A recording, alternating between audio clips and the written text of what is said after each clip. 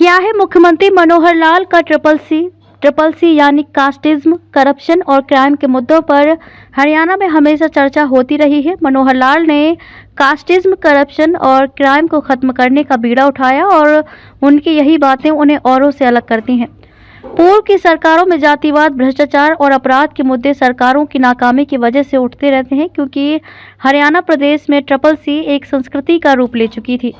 इसलिए इस पर कोई राजनेता चर्चा भी नहीं करना चाहता था, लेकिन वर्तमान में ट्रिपल सी के मायने बदल चुके हैं। अब मुख्यमंत्री मनोहर लाल खुलेआम ट्रिपल सी को मुद्दा बनाते नजर आ रहे हैं, तो क्यों ना आज इस मुद्दे पर विश्लेषण किया जाए। तो चलिए समझते हैं कि पूर्व और वर्तमान सरकार की ट्रिपल सी में आखिर अंतर क्या है। सबसे पहले बात करते हैं पहले सी यानी जातिवाद या वंशवाद के मुद्दे की। कथित तौर पर तो ये भी कहा जाता है कि पूर्व मुख्यमंत्री बंसीलाल ने कहा था कि सरकारी नौकरी तो जाटनी के पेट में ही पक्की हो जाती है। बेशक पूर्व मुख्यमंत्री ओम प्रकाश चौटाला 36 बिरादरी को साथ लेकर चलने की बात क्यों न कहते हुए, लेकिन वह भी जातिवाद के दम पर ही सत्ता तक पहुंचते हुए नजर आते थे।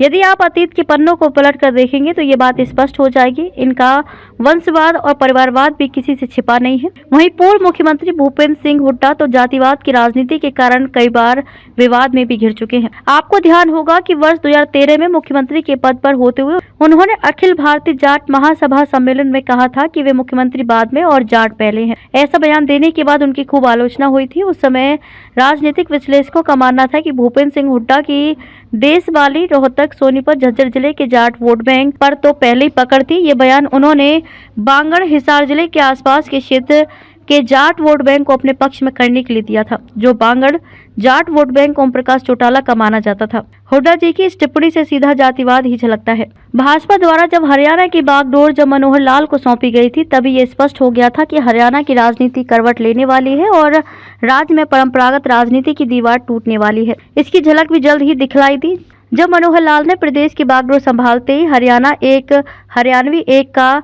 नारा देकर जातिवादी के मुद्दे पर पूरी तरह लगाम लगाती थी। मनोहर लाल ने गरीब, महिला, किसान और युवा को केंद्र में रखकर उनके सशक्तिकरण के लिए काम शुरू किया। परिणाम ये हुआ कि जिस हरियाणा में पहले हर योजना, हर नीति जाति केंद्रित होती थी, वही नीतियां गरीबों के केंद्रित बनने लगी। विकास में पीछे छूट गए लोगों के लिए बनने लगी। उनके लठ ने कास्टिज्म, करप्शन और क्राइम को खत्म कर हरियाणा में आम लोगों की जिंदगी आसान कर दी। चलिए अब हम समझते हैं दूसरे सी यानी करप्शन, भ्रष्टाचार के बारे में। ये बात भी जग जाहिर है कि पूर्व मुख्यमंत्री ओम प्रकाश चौटाला पर भ्रष्टाचार के आरोप लग चुके हैं। यहाँ तक कि भ्रष्टाचार के आरोप में अदालत ने उन्हें दोषी करार देते हुए सजा तक सुनाई है। पूर्व मुख्यमंत्री भूपेंद्र सिंह हुड्डा के कार्यकाल में हुआ भूमि आवंटन घोटाला प्रदेश में हमेशा चर्चा में रहा है। उनके कार्यकाल के दौरान भ्रष्टाचार के कई मुद्दे उठते रहे हैं। ऐसा नहीं है कि वर्तमान सरकार में अधिकारियों व कर्मचारियों पर भ्रष्टाचार का अभी तक कोई आरोप नहीं लगा है, लेकिन मुख्यमंत्री मनोहर लाल कड़े संदेश देते हुए अधिकारियों और कर्मचारियों को निलंबित और बर्खास्त करने के निर्णय लेते रहे हैं।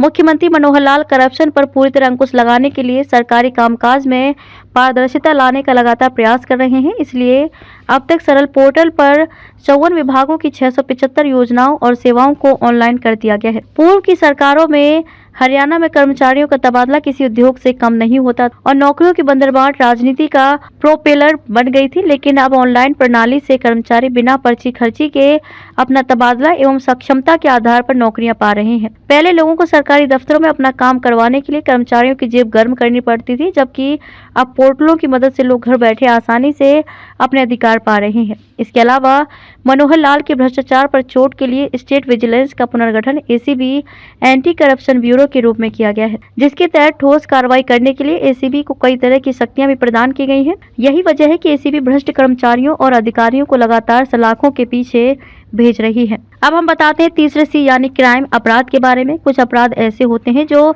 देखने में तो छोटे लगते हैं, लेकिन ये बड़े अपराधों को जन्म देने का कारण बनते हैं, जिन्हें सरकार चाहे तो रोक सकती है। प्रदेश में पूर्व में रही सरकारों ने कभी भी इस तरफ ध्यान नहीं दिया, जबकि मुख्यमंत्री मनोहर लाल ने बड़े अपराधों को जन्म देने वाले कारणों पर भी गंभीरता से कार्य करते हुए नशे के अवैध कारोबार पर सबसे ज्यादा चोट पहुंचाने का काम किया है। इस दौरान प्रदेश में हजारों नशे के सौदागरों को गिरफ्तार कर न केवल सलाखों के पीछे भेजा गया, बल्कि नशे के धंधे की कमाई से बनाई गई उनकी अवैध संपत्तियों पर भी बुलडोजर चलाकर नष्ट कर दिया गया। जैसा कि हमने आपको अपने पिछले एपिसोड में दिखाया था कि कैसे डायल 112 पर फोन मिलाते ही 8 मिनट के भीतर पुलिस की वैन न केवल लोगों की मदद के लिए मौके पर पहुंच रही है, बल्कि रात के समय सवारी न मिलने पर कामकाजी महिलाओं को सुरक्षित घर पहुंचाने का काम भी कर रही है। इसके अलावा पहले अपराध होने पर एफआईआर दर्ज करवाने के लिए लोगों को धक्के खाने पड़ते थे और कुछ राजनेताओं का चौकी थानों पर तो ऐसा कब्जा था कि उनकी आज्ञा के बिना एफआईआर तक दर्ज नहीं होती थी, जबकि अब हर समय पोर्टल की मदद से लोगों को घर बैठे एफआईआर दर्ज करवाने की